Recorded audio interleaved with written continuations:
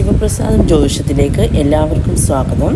ഇന്ന് നമ്മളിവിടെ പറയാൻ പോകുന്ന വിഷയമെന്ന് വെച്ച് കഴിഞ്ഞാൽ, നാളെ നമ്മുടെ കണ്ണൻ്റെ ജന്മാഷ്ടമിയാണ്.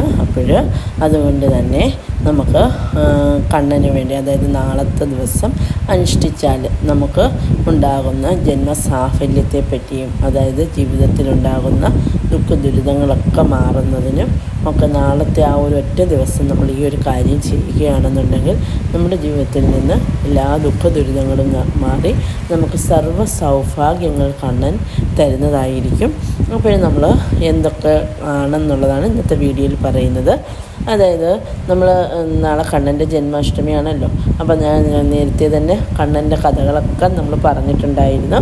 അപ്പം നമ്മൾ അഷ്ടമി രോഹിണി ദിവസം കഴിവതും ഒക്കുന്നവരെല്ലാം വെളുപ്പിനെ തന്നെ ഉണർന്ന് കുളിച്ച് അടുത്ത ശ്രീകൃഷ്ണ ക്ഷേത്രമുണ്ടെങ്കിൽ അവിടെ പോവുക. കണ്ണന് തുളസിമാല, കണ്ണന് ഇഷ്ടമുള്ളതെല്ലാം, അതായത് നെയ്യ്, അതുപോലെ വെണ്ണ, പിന്നെ മഞ്ഞപ്പട്ട് ഒക്കെ ഭഗവാൻ എന്ത് ഇഷ്ടമുണ്ടോ അതൊക്കെ മേടിച്ചുകൊണ്ട് നമ്മൾ പോകാൻ നോക്കുക. അതുപോലെ അവിൽ ഒക്കെ മേടിച്ചുകൊണ്ട് പോകാൻ നോക്കുക.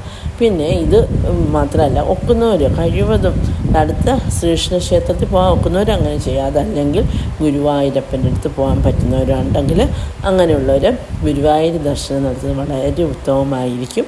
ഈ ഒരു ദിവസം ഗുരുവായൂർ ദർശനം നടത്തുന്നത് വളരെ ശ്രേഷ്ഠതയായിരിക്കും. അപ്പോൾ ഭഗവാൻ കണ്ണനെ നമുക്ക് എന്തെല്ലാം അർപ്പിക്കാമോ അതെല്ലാം നമ്മുടെ മനസ്സുകൊണ്ട് മനസ്സർപ്പിച്ച് ഭഗവാന് കൊടുക്കുക. അതായത് ഭഗവാൻ പറയുന്നുണ്ട്, നമ്മൾ ഇഷ്ടംപോലെ സ്വർണ്ണവും ആഭരണവും ഒക്കെ ഭഗവാന് കൊടുക്കുന്നതിലല്ല കാര്യം, നമ്മുടെ ആ മനസ്സാണ് ഭഗവാൻ ഏറ്റവും ഇമ്പോർട്ടൻ്റ് ആയിട്ടുള്ളത്. അപ്പോൾ ആ മനസ്സാണ് ഭഗവാൻ കാണുന്നത്, ആ മനസ്സിലാണ് നമ്മുടെ ഭഗവാൻ വരേണ്ടത്. അപ്പോൾ എല്ലാവരും മനസ്സർപ്പിച്ച് ഭഗവാനെ പ്രാർത്ഥിക്കുക നാളത്തെ ആ ഒരൊറ്റ ദിവസം. അപ്പം എല്ലാ ദിവസവും ഭഗവാനെ പ്രാർത്ഥിക്കണം.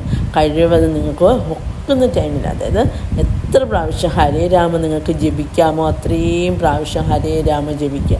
നാളത്തെ ദിവസം 108 പ്രാവശ്യം, അങ്ങനെ അത് നിങ്ങൾ നോക്കുക. 108 1008 അങ്ങനെ അത് ഇൻക്രീസ് ചെയ്ത് കൊണ്ടുവരാൻ നോക്കുക. അതിലപ്പുറം നിങ്ങൾക്ക് ജപിക്കാൻ പറ്റുമെങ്കിൽ അത്രയും നോക്കുക. അതുപോലെ തന്നെ നാളത്തെ ഒരു ദിവസം നിങ്ങൾ കഴിവതും ഈ നോൺ വെജൊക്കെ ഒഴിവാക്കി കഴിവതും വെജ് മാത്രം കഴിക്കാൻ നോക്കുക. പിന്നെ അതുപോലെ തന്നെ ഞാൻ പറഞ്ഞല്ലോ, ഗുരുവായൂർ ദർശനം നടത്തുന്നത് വളരെ ഉത്തമമായിരിക്കും.